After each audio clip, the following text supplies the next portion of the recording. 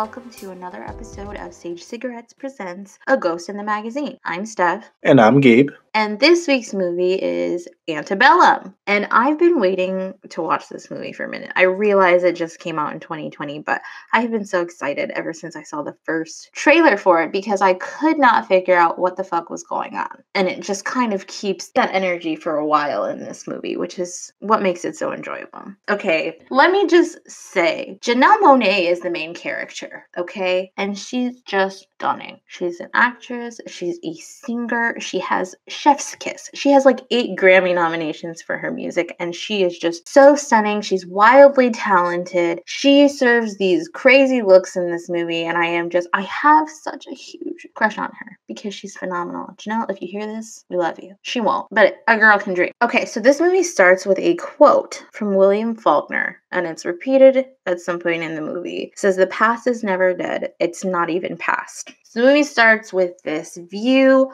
of a gorgeous plantation home. And it hurts to say that it's gorgeous because it's like a pretty but venomous snake. It's pretty to look at. However, it houses the ghosts of many, many, many suffering slaves. And I think it's so insensitive when people like have weddings at plantations. It's like taking pictures at the Holocaust Museum. You're completely disregarding the history that's happened here.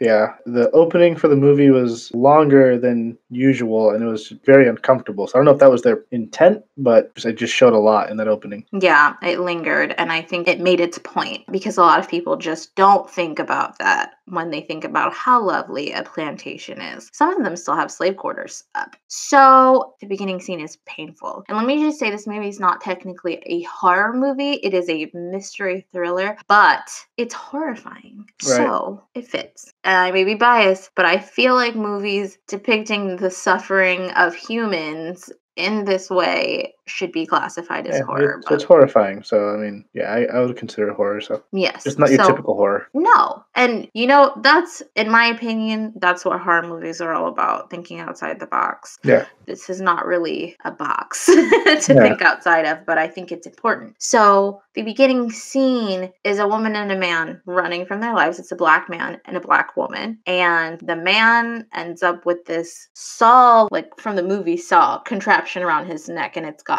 bells because they were trying to escape. And the white people who run the plantation caught them, brought them back, and they're making them pay for trying to escape. So this thing around his neck has bells on it so they can hear him. And then the woman gets a noose thrown around her neck, and I think they shoot her. Yeah, so she's running away, and as she's running away, they're chasing her on horseback, and then they throw the lasso around her neck, and they yank her down. So while she's on the ground, she just asks, I think she says, just kill me, because she'd rather die than have to live as a slave. And one of the slave owners, he says something like, I'll do you that favor, and then he shoots her. And it's gruesome. It's gruesome and it's horrifying, and then they drag her lifeless body away to a shed to burn her. And while you could assume her husband... He clearly loved her. Whatever she was to him, he clearly loved her. Yeah, so we don't know what she is, but yeah, so he's just watching the whole time. So then they show Janelle Monáe's character being beaten by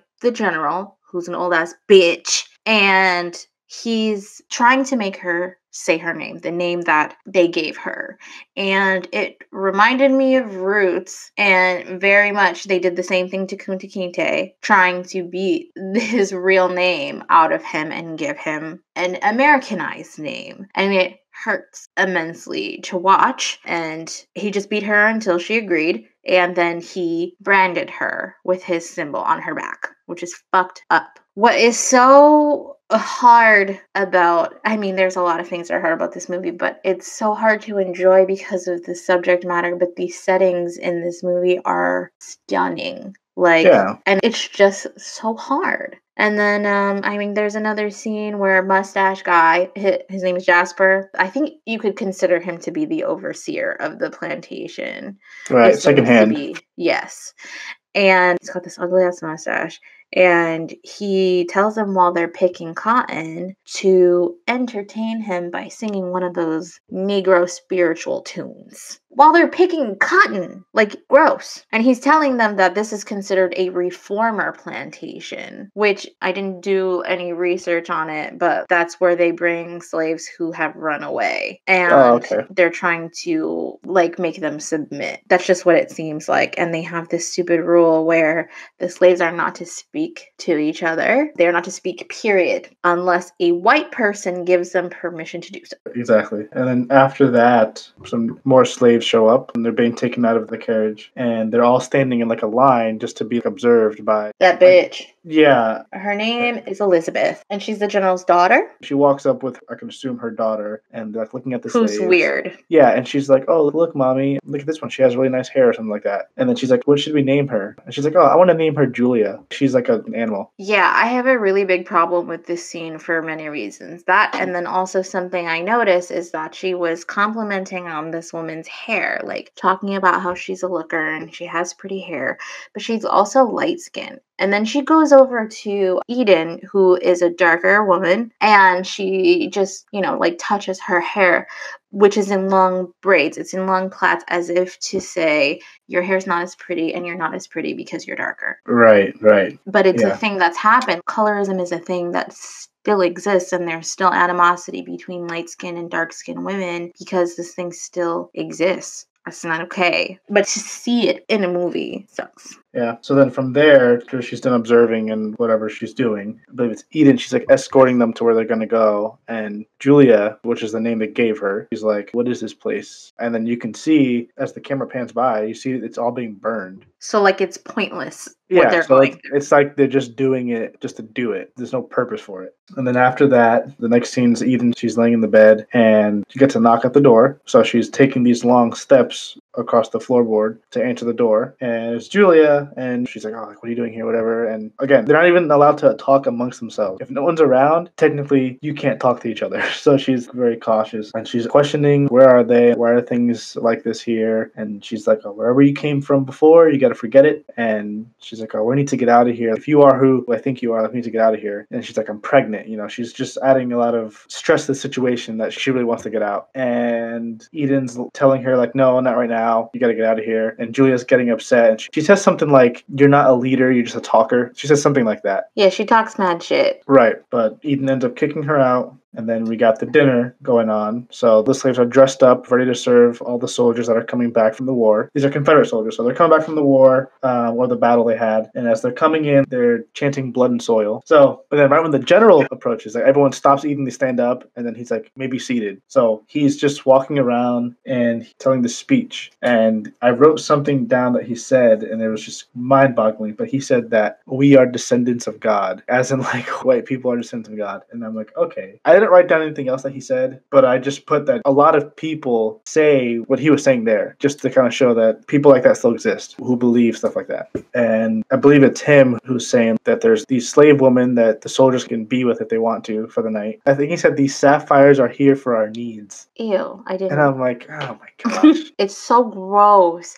It's so unbelievably gross. But it was the thing that actually happened. And so one of the Confederate soldier boys, he looks very young. His friend calls Julia over and he's like, oh, my friend wants to, get with you. And this kid is like trying to woo her, and then Jasper steps in. She's not a person. You don't have to be kind to her. You can just have her if you want her, which is fucked up. So he wants her. And so they go to a room, and Julia tries to use that as an opportunity to, like, get him to empathize with her situation and let her go. Because when he's talking to her, it's not even that he was trying to woo her. He was just kind of uncomfortable. Well, he was seeming like he was bashful almost. Like he wasn't used to approaching a woman. She tries to use that to her advantage, and then he's like, why did you speak to me? And she's like, oh, like, what do you mean? And he's like, no, I'm as much Confederate as any of those guys out here, and then proceeds to, like, beat the fuck out of her. And he hits her, and then he kicks her in the stomach. And then, after he does that, you can see that he feels bad for a second. And I think he starts to say, like, I'm sorry, but he doesn't say it. And then he just leaves. He's still a fucking asshole. And he's just trying to act tough, because he's not really a tough guy, but that's what he's expected to be. that happens in the next scene in the field. All her fight is gone. She's fucked up. Her face is all fucked up, and she's just walking with difficulty. And Jasper yells at her for being late, and he's like, I'll let it slide this time. And then there's a very difficult scene where she miscarries in the field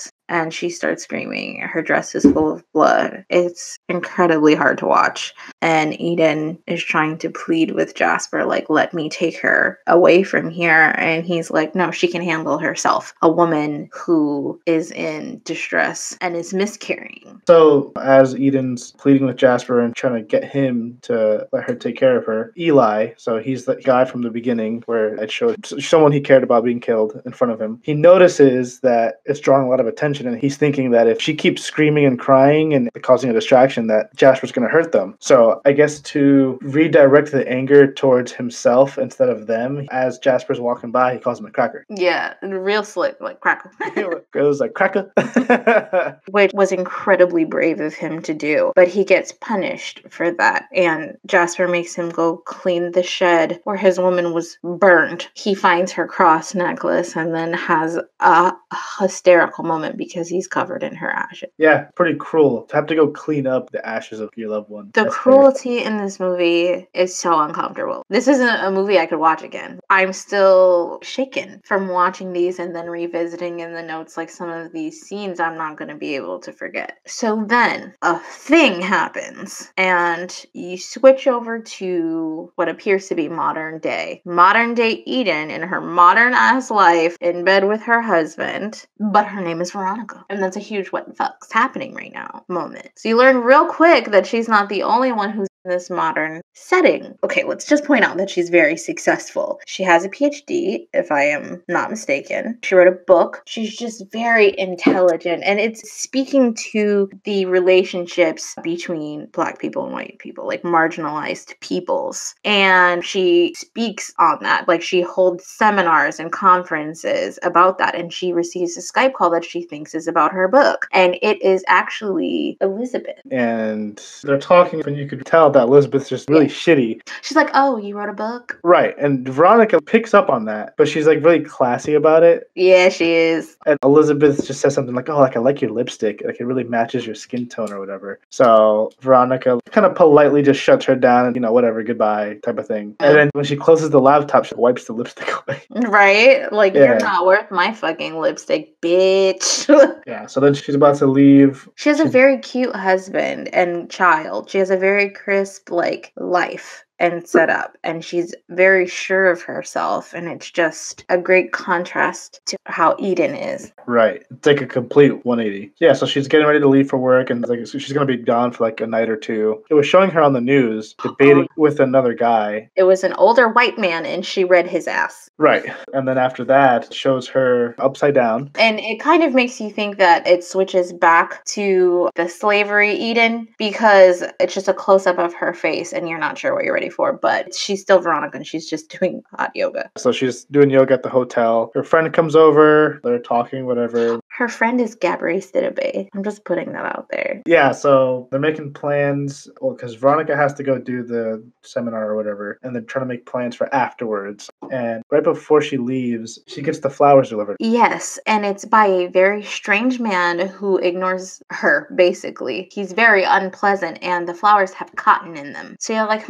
is this Inception? Is the past leaking into the present? Right. So then she leaves her hotel room, she goes and does the seminar, and while she's doing it, you see someone trying to get into her hotel room. So she goes up and she pretends that she forgets her key card. So it's showing this person walking around and touching stuff, and then you notice it's Elizabeth. She's in the bathroom and she goes to the mirror, and that same lipstick is there, and she puts it on and then keeps it. Like a bitch. And then you notice Elizabeth is wearing a pin on her shirt, and the design on the pin is the same as the brand that Eden got branded with. So it's like, whoa, what's going on here? So she approaches the concierge at this hotel, and I mean, I'm sorry that I keep gushing about her, but she's wearing this wicked pantsuit that I'm incredibly envious of. She's dressed to the nines, her hair is done, her makeup's done. She looks great. It's not like she came in bumming off the street to a 5+ star hotel for them to look at her crazy. And the concierge is being rude as fuck. She's trying to make the reservations for her and her friends. And this lady is really brushing her off. And you can tell it's rubbing her the wrong way. But as we previously stated, she stays classy about it. She doesn't let it affect her at all. She doesn't pop off or anything like that. So they make plans, and her friends tell her, dress nice. And she comes on in this green dress. And her friend, I had to write it down because I love Gabrielle Sidibe. And she said, girl, I said, step it up, not murder these hoes. Yeah, her outfits are very nice. But then when they get to the hotel, it's just filled with these crazy cliches. But unfortunately, it's stuff that people still have to deal with. When she was going up to her room to get dressed to go out, this little white girl goes into the elevator, and now she's being really weird, but Veronica's like, kids being kids, whatever. And the little girl gets out of the elevator, and she says to her, Gonna get in trouble for talking. Yes, And that's she what was like, it was. oh, okay, playing along. Right, and then she runs away. And then they go out. They get like, like a crappy table that's next to the Busing door. station. Yeah, Like there was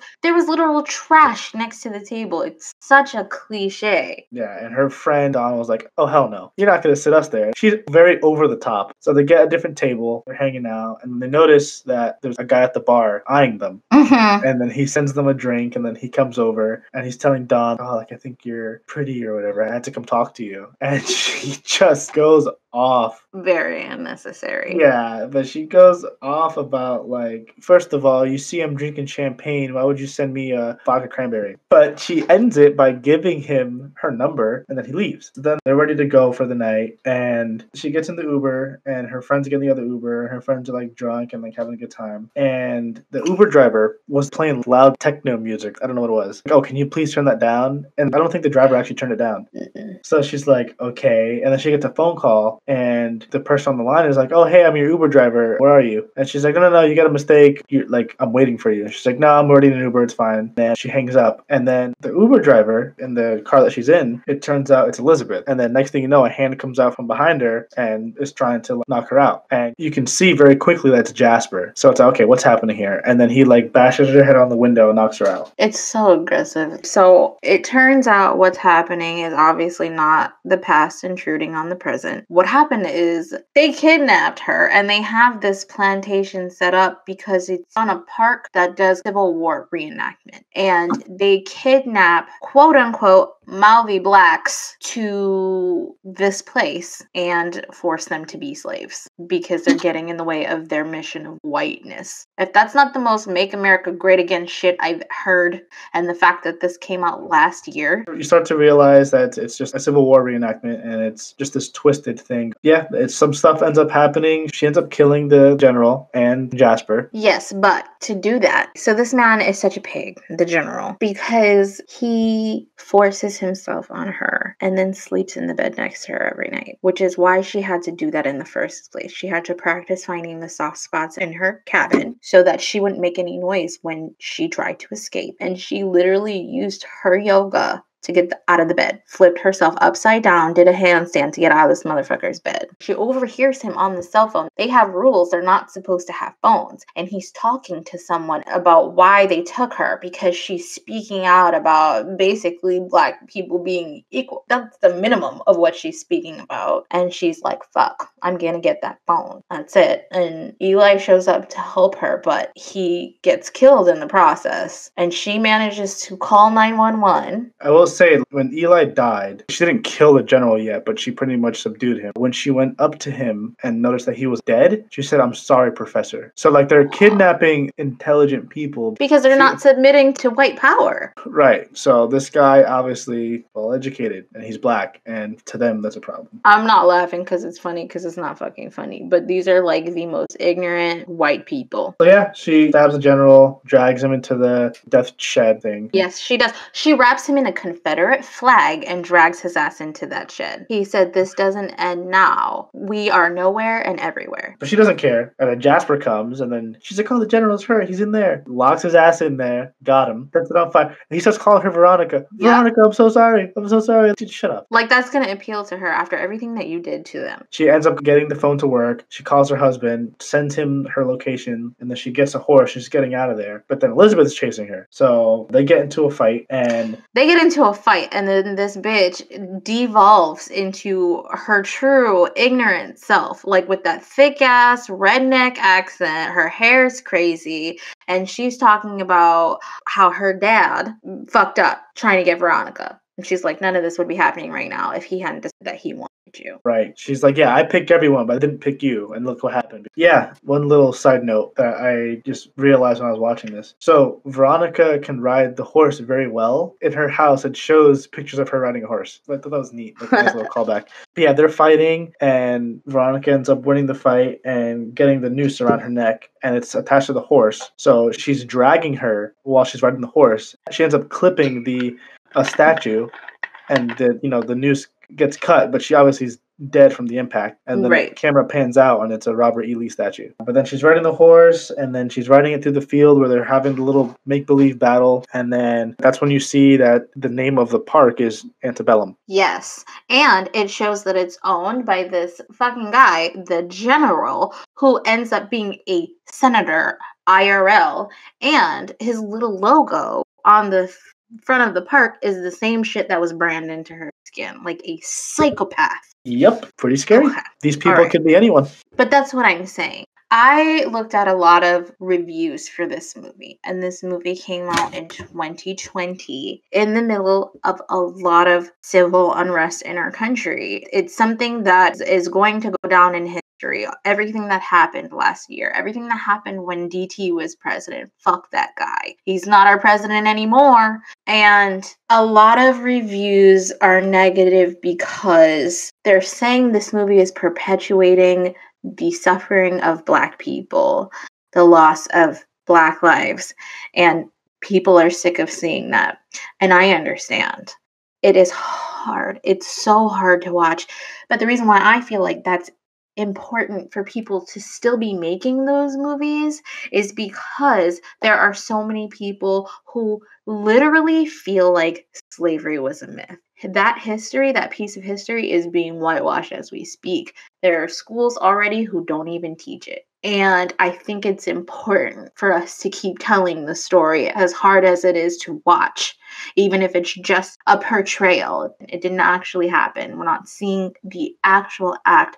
I think it's important for it to still be seen. I think it's important to still be witnessed and to be spoken about because people are still not getting it. And the proof is in everything that happened here. All of those things, all of the protests. I am not going to get into it because I start to rage and I get very angry. I feel like people should be angry. The other negative review that was echoed a lot was the lack of storytelling. And I do feel like they could have spent more time. The friend being so extra was just not needed. That kind of like lends to the stereotype of the token Black friend. And even though she wasn't the only Black person in the group, she was loud and she was like aggressive about everything. When the situation that they were trying to paint, it didn't call for that at all. So that was super unnecessary, and I wish that they had done things like that a little bit differently. Like even when Veronica's being kidnapped, they showed the other two friends dancing and partying. That I feel like was really unnecessary. I feel like they could have done more with showing her modern life. It seemed very rushed, and I wish they would have shown more of her being successful and carrying herself well. Show more of that, because those are the roles that